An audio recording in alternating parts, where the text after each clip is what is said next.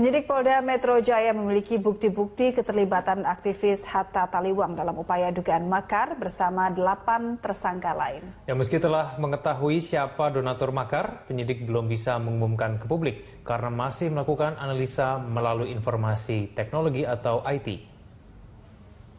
Hatta Taliwang ya terakhir oleh anggota Polda Metro Jaya diambil jam 1.30 ya. Itu dia peran ada peran dalam rapat pertemuan, kan jelas ada fotonya, ada dokumen-dokumen dapat kita sita dari rumahnya, lebih jelas lagi. Nanti kita akan jelaskan setelah dokumen tersebut kita teliti secara maksimal ya, secara seksama ya. Soal diperiksa itu dia makar apa kena undang-undang ITE Pak? Kemarin Pak Argo bilang kena undang-undang ITE Pak. ITE ada makarnya, ya. Permufakatan makar, jadi ada 107 yang untuk pasal 110, itu jelas ya. Jadi percobaan makar itu ada pidananya. Kemudian kejadian tersebut tidak terjadi bukan karena sendiri, tapi kita yang melakukan langkah-langkah sehingga kena di pasal 110 dalam hal ini ya. Pak, jadi terkait dengan dana makar, apakah polisi sudah mengetahui sejauh ini? Ya, kita ada beberapa sedang kita dalami maksimal. Nanti pada saatnya kalau sudah gamblang semuanya mungkin kita akan jelaskan ya. Tapi sudah ada diketahui siapa yang memberikan dana itu Pak? Ada. Dari mana Pak? Nanti kita jelaskan. Bertahap ya Pak katanya? Iya, tentu kita akan pelan-pelan, tidak boleh kita langsung sembarangan mengumumkan, belum jelas deh teman-teman wartawan supaya bersabar dulu, karena kita juga khawatir nanti tidak pas kan, jadi ada yang dirugikan. Jadi biarkan dulu, karena itu kan dimasukkan dalam analisis IT, nanti keluar dari sitok itu namanya, kemudian nanti mengerucut dana itu dari mana, kapan ngirimnya, di mana ngirimnya dan sebagainya. Ya. Aliran dana itu sendiri dikucurkannya gitu, secara bertahap atau secara langsung? Ya macam-macam ya, ada bertahap, ada yang langsung, tapi rata-rata.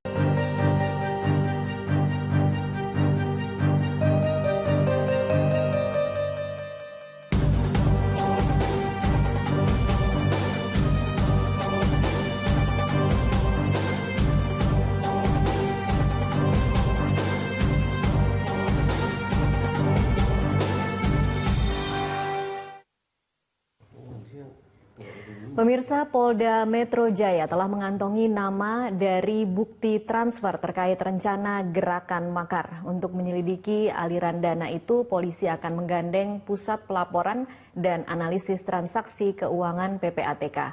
Namun sejumlah nama yang sudah dikantongi itu belum dirilis ke publik. Siapakah donatur makar yang dimaksud? Apa motif dibalik donasi makar itu? Kita akan membahas persoalan ini dengan pengamat politik Jerry Sumampau. Selamat sore Mas Jerry. Terima kasih sudah hadir di studio kami di Prime Time Talk. Mas,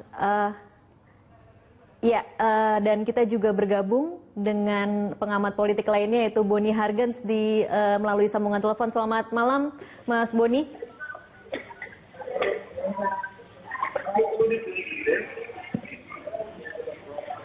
Halo.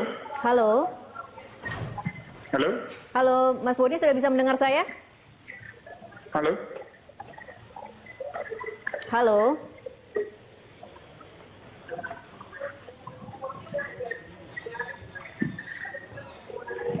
Halo. Halo. Iya, Mas Boni bisa mendengar suara saya?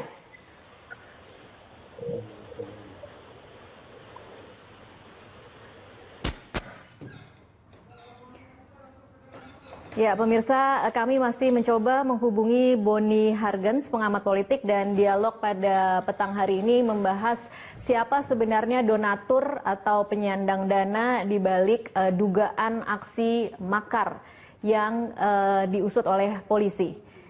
Kita akan coba bergabung dengan Boni Hargens. Halo, selamat sore Mas Boni. Halo. Halo. Ya, Mas Boni sudah bisa mendengar suara saya? Sudah.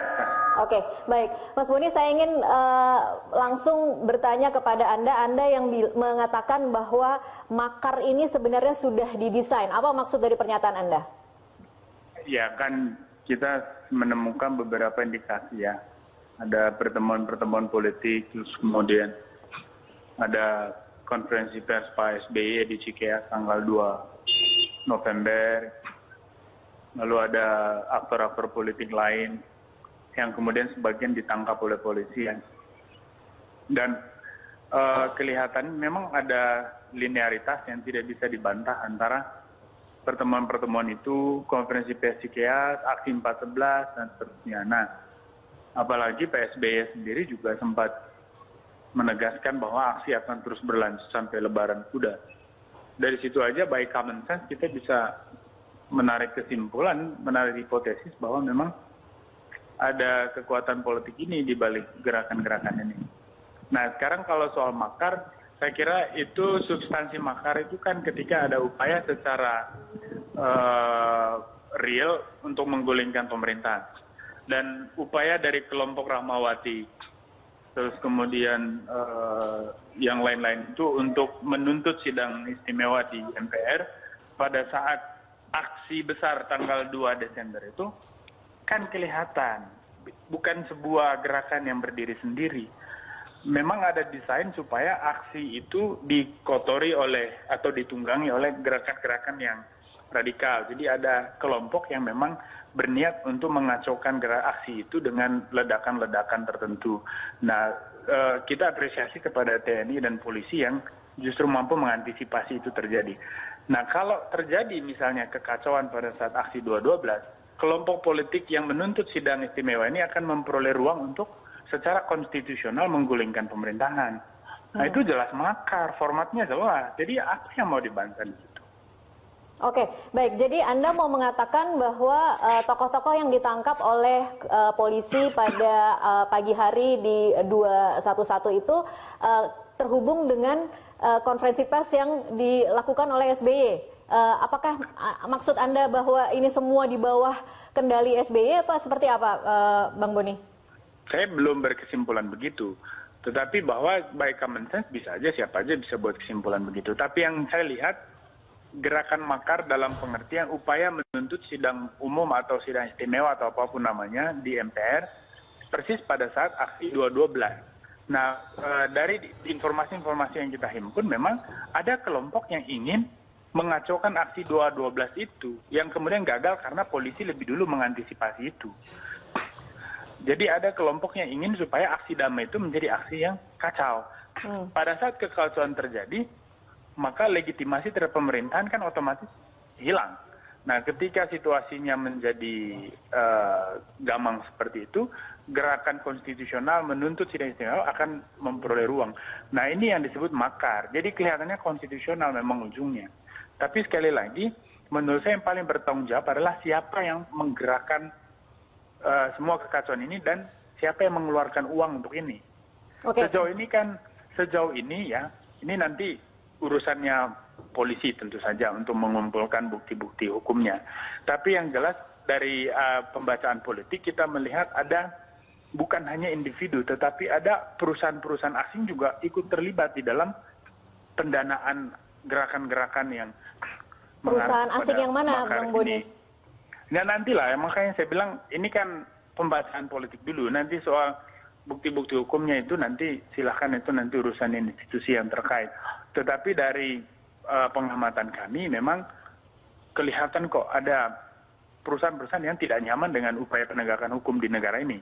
Dan mereka mengambil untung dari dulu karena sistem hukum kita yang kacau, yang korup, yang tidak profesional. Nah, kelompok-kelompok ini justru berkepentingan untuk menggulingkan pemerintahan ini.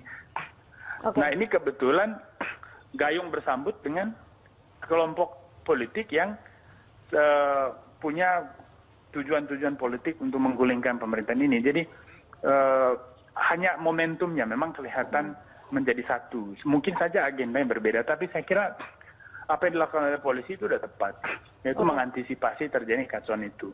Coba wawancara ke institusi kepolisian, ke yang lebih bertanggung jawab untuk informasi misalnya soal simpatisan ISIS atau pentolan-pentolan teroris ikut terlibat dan ingin mengacaukan aksi kemarin tetapi gagal karena polisi lebih dulu mengantisipasi. Nah, hal-hal macam itu kan kita hanya bisa membaca, dan apa yang dilakukan oleh polisi dan Kapolri bicara itu dengan tegas, menurut saya tidak ada yang salah sama sekali ketika dikatakan bahwa ada yang ingin makar dan sebagainya, atau ada yang ingin menyusup ke dalam gerakan damai itu dengan aksi-aksi teror. memang itu real, bahwa itu tidak terjadi karena keberhasilan antisipasi dilakukan oleh penegak hukum. Oke. Gitu. Oke, baik. Ditahan dulu Bang Boni, nanti kita akan lanjutkan di segmen selanjutnya. Pemirsa tetaplah bersama kami.